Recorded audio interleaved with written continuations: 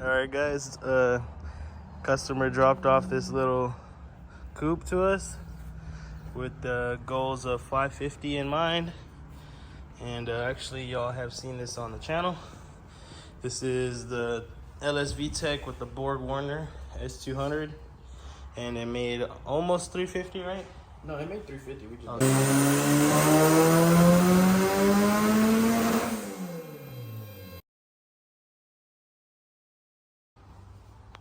Yeah, so we left off at about 350 and then we turned it down a couple pounds and turned it down RPM because it had some crank walk. We already noticed that when he would push the clutch in, it would stall the car.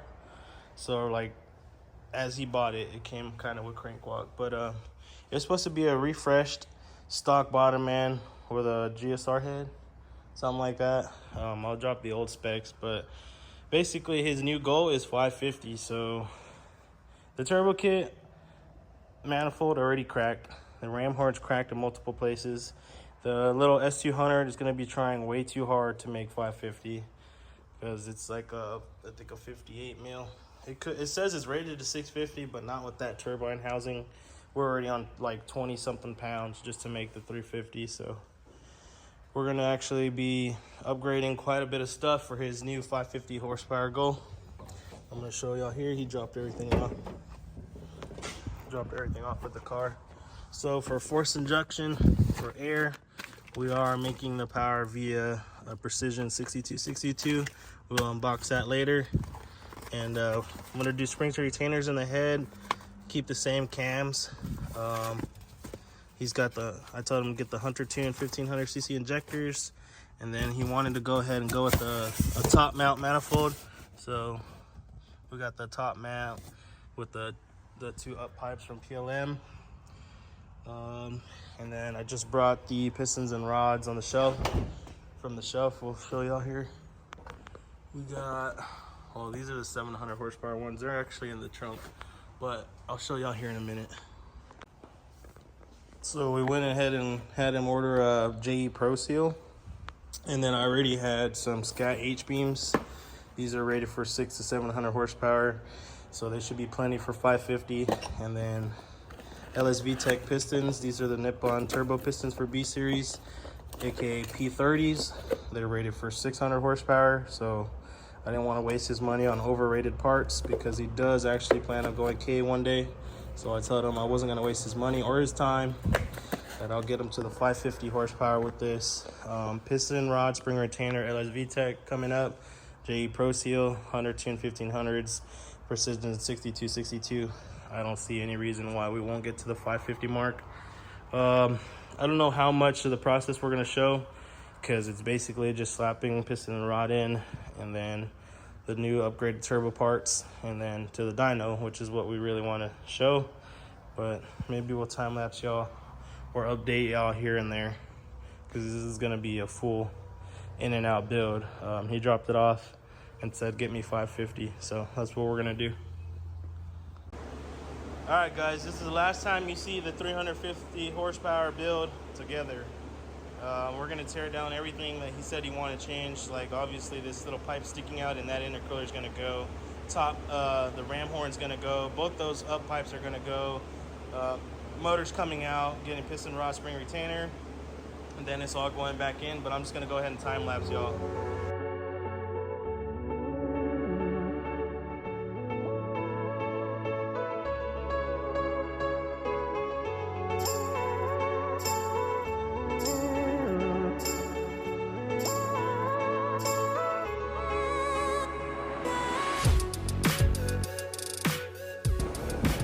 Alrighty guys, the motor's out, turbo kit's out.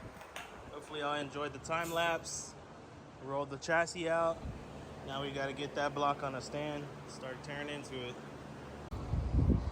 Right away we're noticing that for a fresh rebuild, there's no crosshatch or deglazing at all of the cylinders. So it's a good thing we pulled this apart even for another rebuild. But yeah, stock LS bottom end, PR4 pistons. This is like the lowest comp B18 you can get pretty much. But yeah, we're gonna tear into it, see what else we find in there. I know I had crank walk for one of the first things I want to see is if there's any thrush washers at all. If I'm gonna be able to put a good one that fits in there with a feeler gauge, or we gotta find a new block. But either way, it's the process of tearing it down. All right, guys, I got the rear main cover off, and you can see they use heavy amounts of RTV to try to seal probably a rear main seal leak, or just in hopes it wouldn't leak. That's a big no-no. Fuel oil pump is off.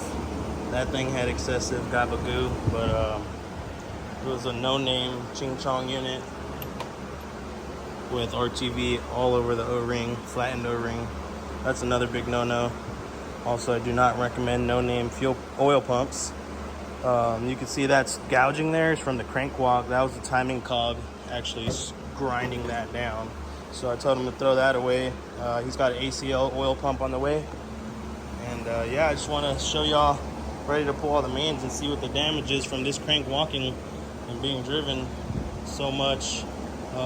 Neither of us really knew what would happen, but the owner said, you know what, let me just stop driving it before something catastrophic happens, let you tear into it. So that's what I'm doing. I'm tearing into it for him. Start with number one. Always going to be on the snout. Number one, all it has is a bit of trash that was going in there repeatedly. So that little shiny mark there is from a debris repeatedly doing a rotation. They're not excessively worn, but I am still going to replace them. It looks like they went with a standard bearing in there. Seems like the gap was doing okay, but I'll go ahead and plastic gauge it at the very minimum. It seems like maybe they were over torqued. You can see here another shiny spot. Any shiny spots are pretty much meaning that they're getting micro polished because of contact. Now this bearing technically should never make metal to metal contact. It should always have a film of oil pressure. You know, that's what the oil clearance is. There's oil, a film. When that oil pump is flowing oil, it should always have lubrication not to cause any abnormal wear. And this is a lot of abnormal wear due to the fact that there was a crank walk issue, a lot of debris issue, but these aren't too tight by any means. They would have gouged a lot sooner and worn out a little differently than this. They would have overheated as well. And good thing there's no heat stress signs yet, no discolorations. It was freshly rebuilt, but they kind of just slapped it together, not in hopes of high horsepower, but I give it to them that it ran. So, you know, that's where I started. But now we're going to take Zach to a piston and rod spring retainer levels where he can run some real boost through that thing. We'll go ahead and leave the main bearing attached to the according main cap so I remember where they are. I haven't set another tray yet.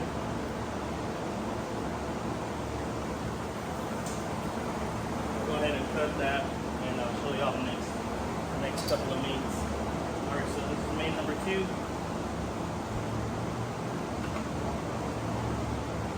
This one has some heavy gouging, again probably from trash getting in. You can see it actually did start to affect the tang or the fang, whatever, I think it's tang. If you knock that off loose, you will spin this bearing. So we were on the way to permanent bearing damage for sure. So I'm gonna get all these out. Hopefully there's no crank damage. If anything looks abnormal, I'll have the customer crank get it polished.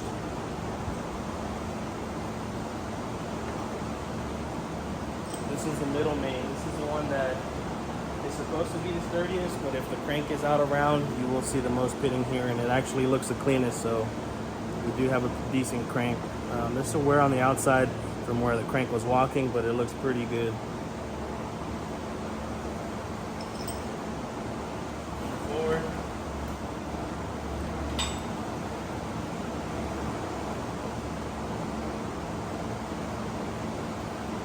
Number 4, again, some trash got in, started creating a groove. It's not consistent, so that means some debris got in and started grinding away at the bearing.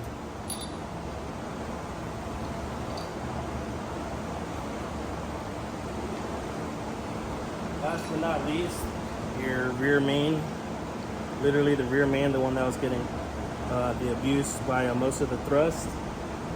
The flywheel side was having to do quite a bit of vibration control, which these look like aluminum style bearings, so they're the best ones for these are the best ones for the vibration control, but they do not take to heat or debris very well. They will score fast and they will wear off that coating that is never supposed to be worn. So that one's pretty trashed. All the main caps look good.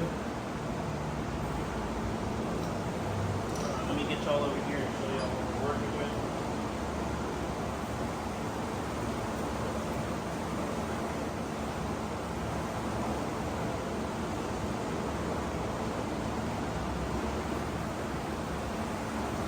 See if we've seen anything abnormal on the crank. Y'all saw those bearings, they didn't look the best. There's a slight groove on that one, can't feel it with my nail. It's pretty smooth, can't feel it with my nail. Raw journals look okay. This one looks okay, nothing with my nail, nothing with my nail.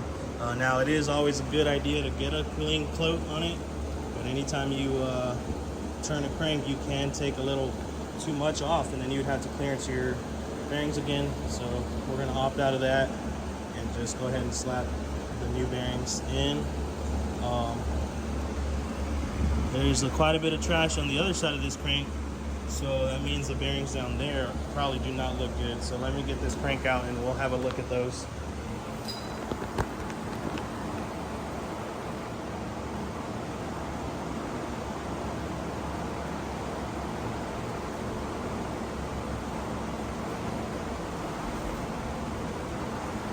I'm gonna go ahead and clean the oil so you can see.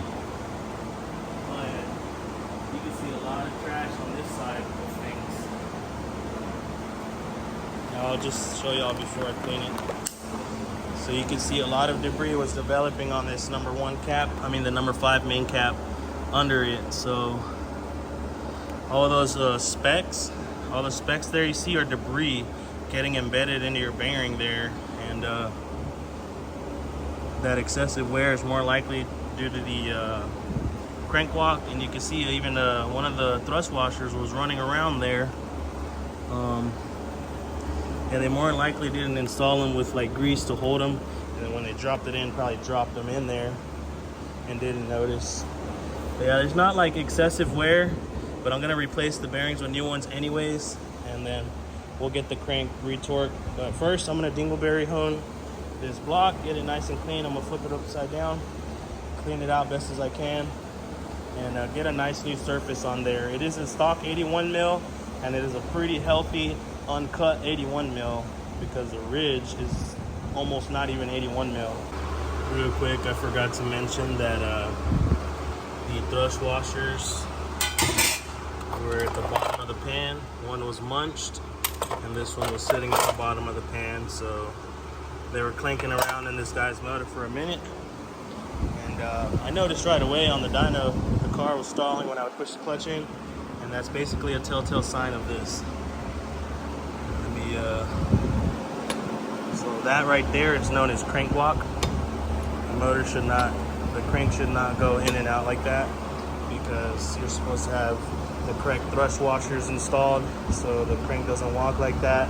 I don't know if they installed them wrong or what. That's my only guess, because those really can't come out unless you knock them loose during assembly and don't notice it and they fall out. But I had him order new thrust washers, so we're gonna check that and make sure that this crank isn't hurt. Alrighty, buddy, bad news.